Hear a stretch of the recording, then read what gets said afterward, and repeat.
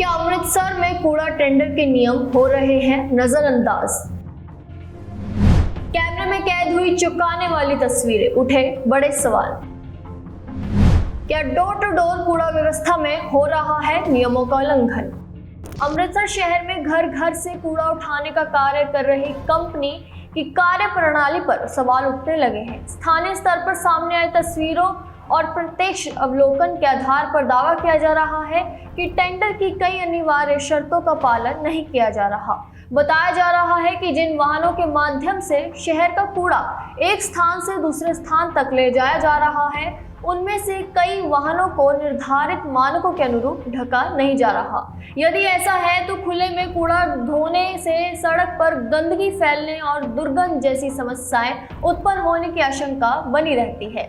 इसके अलावा टेंडर की शर्तों के अनुसार कूड़े का एक वाहन से दूसरे वाहन में यांत्रिक अथवा निर्धारित व्यवस्था के माध्यम से स्थानांतरण किया जाना चाहिए। हालांकि मौके पर कथित रूप से श्रमिकों द्वारा हाथों से कूड़ा बड़े वाहनों में डालते हुए भी देखा गया, जिससे ये सवाल उठ रहे हैं कि क्या निर्धारित मानकों का पालन किया जा रहा है। अब देखने वाली बात होगी कि नगर निगम प्रशासन और संबंधित अधिकारी इन आरोपों की जांच कर क्या कार्रवाई करते हैं। यदि कहीं टेंडर की शर्तों का उल्लंघन पाया जाता है तो संबंधित कंपनी के खिलाफ क्या कदम उठाए जाएंगे, इस पर सभी की नजर रहेगी। दैनिक सवेरा इस पूरे मामले की पड़ताल जारी रखे हुए हैं।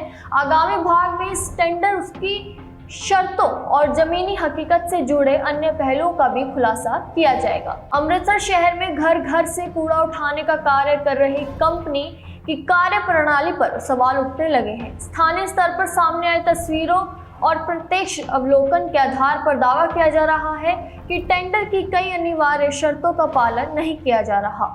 बताया जा रहा है कि जिन वाहनों के माध्यम से शहर का कूड़ा एक स्थान से दूसरे स्थान तक ले जाया जा रहा है, उनमें से कई वाहनों को निर्धारित मानकों के अनुरूप ढका नहीं जा रहा। यदि ऐसा है तो खुले में कूड़ा ढोने से सड़क पर गंदगी फैलने और दुर्गंध जैसी समस्याएं उत्पन्न होने की आशंका बनी रहती है।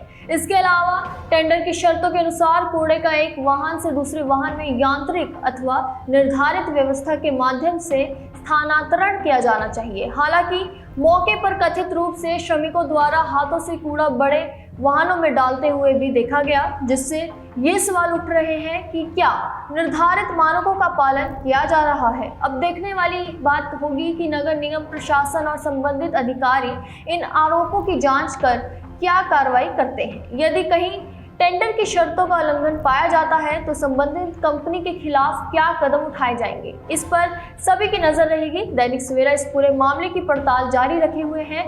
आगामी भाग में इस टेंडर, उसकी शर्तों और जमीनी हकीकत से जुड़े अन्य पहलुओं का भी खुलासा किया जाएगा।